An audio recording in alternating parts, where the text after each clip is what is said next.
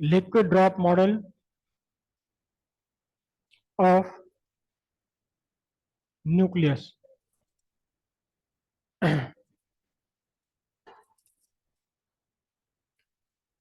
and requirement of thermal neutron for nuclear fission of uranium 92 235। Uranium 92 235 का एक nucleus है। इस न्यूक्लियस में 92 प्रोटॉन्स हैं, तो न्यूट्रॉन्स कितने बनेंगे इसमें?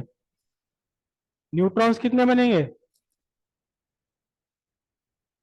235 में से 92 सब्ट्रैक्ट कर दो, कितने बचे? 143 न्यूट्रॉन्स। और ये यूरेनियम 92 235 एक ऐसा न्यूक्लियस है जिस न्यूक्लियस में एक डेलिकेट बैलेंस बना हुआ है।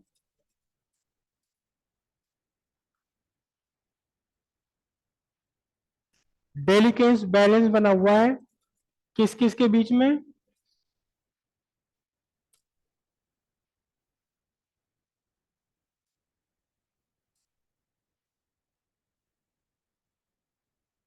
Electrostatic force of repulsion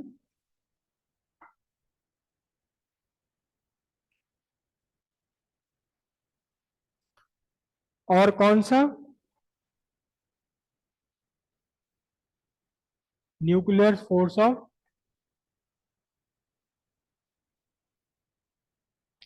attraction.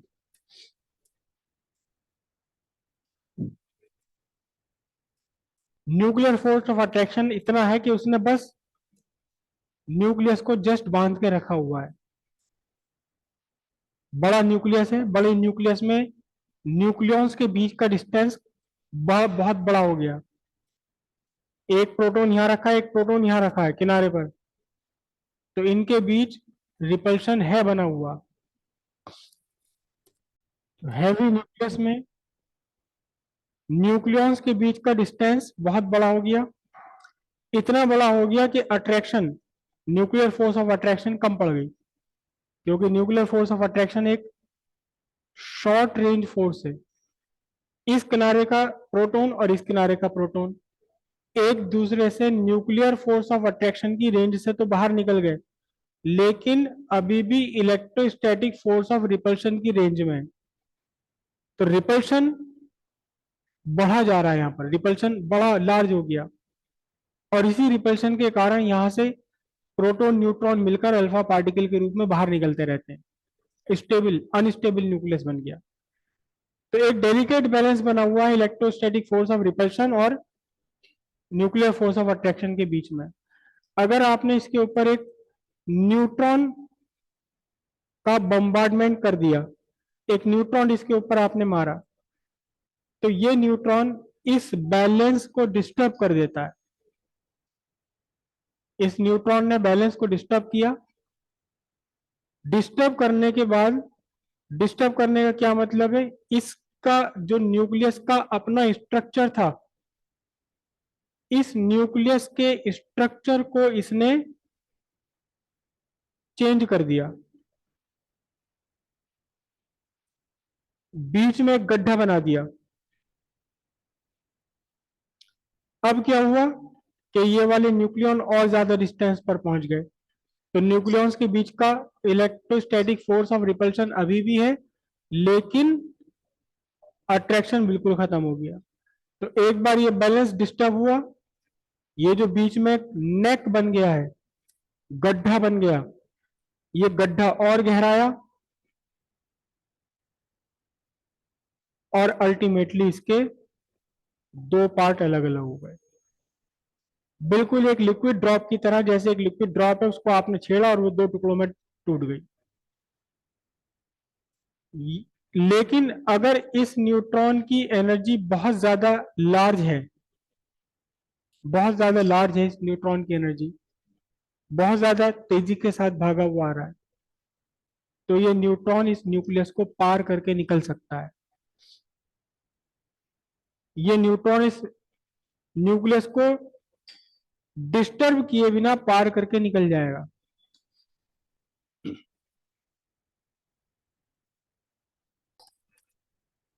खिड़की में लगे हुए एक शीशे पर अगर आप गन से एक बुलेट दाग दे, गन से एक बुलेट मार दे, तो पूरा शीशा टूटेगा नहीं, बुलेट के बराबर एक छेद हो जाएगा साफ। और उसी बुलेट की जगह आप उस शीशे पे बहुत कम स्पीड वाला पत्थर फेंक के मार दें तो टूट जाएगा पूरा शीशा। इसका रीजन है मोमेंट ऑफ इनर्शिया।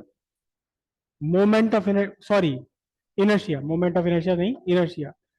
ये ग्लास, ये बुलेट आई, बुलेट ने ग्लास को पार करने में बहुत कम टाइम दिया, इसकी स्पीड बहुत ज्यादा थी। ग्लास का जो विड्थ है, कांच की जो विड्थ है, इसे पार करने में बहुत कम टाइम लिया। उतने कम टाइम में इस बुलेट की काइनेटिक एनर्जी शीशे पर ट्रांसफर नहीं हो पाई। तो केवल बुलेट के सामने जितना शीशे का पार्ट आया, कांच का पार्ट आया, वो लेके बुलेट निकल गई। लेकिन इसी कांच पर आपने एक पत्थर फेंक के मारा, पत्थर की स्पीड थी कम, पत्थर को टाइम लगा उस शीशे की विड्थ पार करने में। इतने टाइम में शीशे ने, कांच ने पत्थर का मोमेंटम गेन कर लिया, पूरा का पूरा कांच मोशन में आ गया और इसलिए पूरा कांच टूट गया।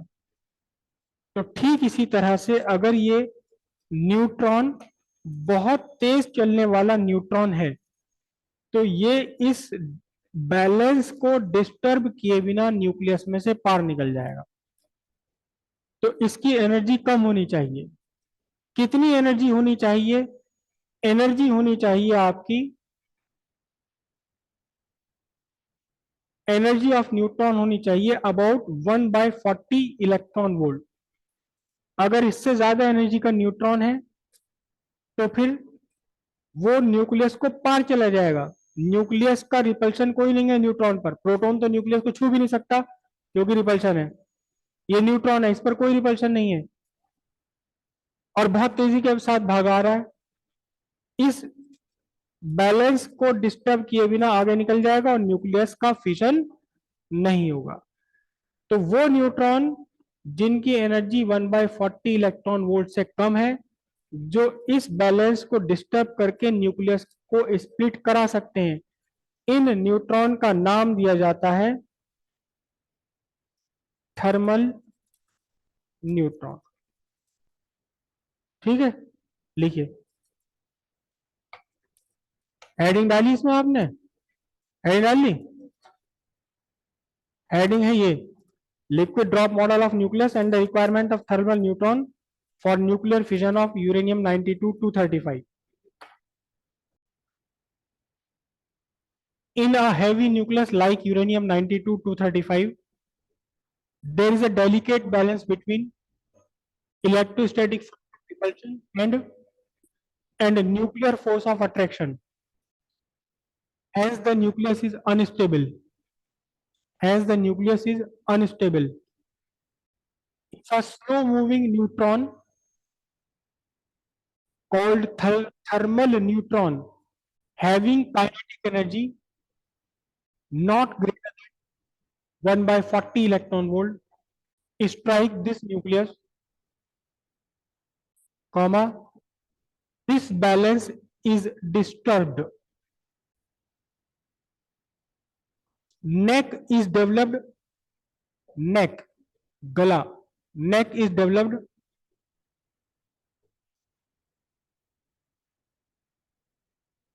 in the nucleus. Electrostatic forces overcome electrostatic force of repulsion overcome the nuclear force of attraction, and hence the nucleus get split up. The nucleus get split up into two or more smaller nuclei. Two or more smaller nuclei called daughter nuclei. If the neutron is fast enough, if the neutron is fast enough, it would not disturb the balance. It would not disturb the balance, and the nucleus will not split up.